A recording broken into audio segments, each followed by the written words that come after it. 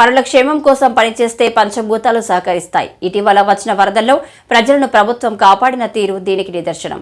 కొత్త ప్రభుత్వం ఏర్పడినాక వచ్చిన విపత్తును ఐకమత్యంగా ఎదుర్కొన్నారు ప్రముఖ ప్రవచనకర్త చాగంటి కోటేశ్వరరావు.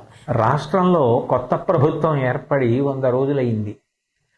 ఈ 100 రోజులు అయి ప్రభుత్వ పరిపాలన ప్రారంభం కాగానే పెద్ద ఉపద్రవం వచ్చింది.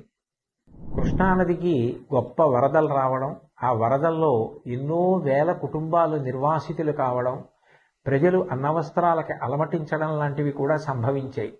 అటువంటి విపత్కర సమయంలో రాష్ట్ర ముఖ్యమంత్రి గౌరవనీయులు శ్రీ నారా చంద్రబాబు నాయుడు గారు జేసీబీ ఎక్కి పడవలో ప్రయాణం చేస్తూ బురద నీటిలో నడుస్తూ ప్రజలందరికీ కూడా ధైర్యాన్ని కల్పించి నేనున్నాను, బెంగ పెట్టుకోవద్దు అని చెప్పి వాళ్లలో ఒక స్థైర్యాన్ని నెలకొల్పారు.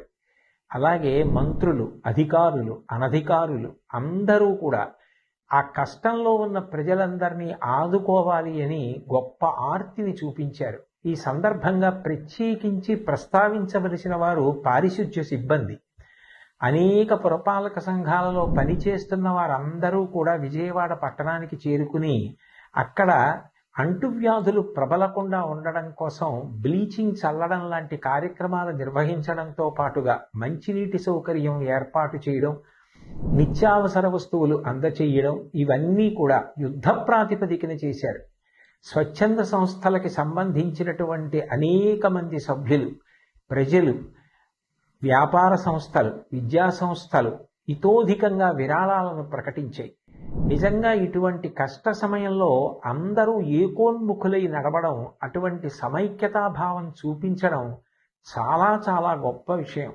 భాగవతంలో పోతన గారు ఒక మాట అంటారు, పరహితము చెయ్యునెవ్వడు పరమహితుండగును భూత పంచకమునకును, పరహితమే పరమధర్మము పరహితునకు నెదురు లేదు పర్వేందుముఖి అంటారు. పరుల యొక్క హితం కోసం ప్రవర్తించే వాళ్ళు ఎవరుంటారో వాళ్ళకి పంచభూతాలు కూడా సహకరిస్తాయి. ఇటువంటి కష్టకాలం వచ్చినప్పుడు ప్రజలందరూ కూడా ఒకే త్రాటి మీద నిలబడడం, అంత గొప్ప సమైక్యతా భావంతో కష్టంలో ఉన్న వాళ్ళందరినీ ఆదుకోవాలని ప్రయత్నించడం చాలా చాలా గొప్ప విషయం. రవీంద్రనాథ్ ఠాగూర్ చెప్పినట్టు, where the mind is without fear and the head is held high, where the world has not been broken up into fragments by narrow domestic walls అని స్త్రీ, పురుష, పండిత, పామర, కుల, మత, వర్ణ, వర్గ, ధనిక, పేద విచక్షణ లేకుండా అందరూ ఒక్కటిగా నిలబడి ఆ ఆపదని ఎదుర్కొన్నటువంటి విషయం నిజంగా ఎంతో స్ఫూర్తిదాయకం.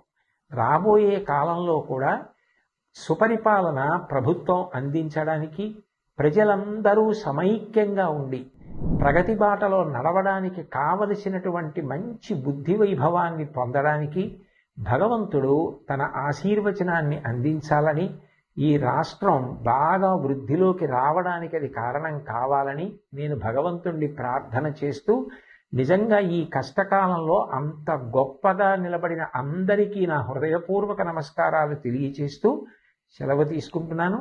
స్వస్తి.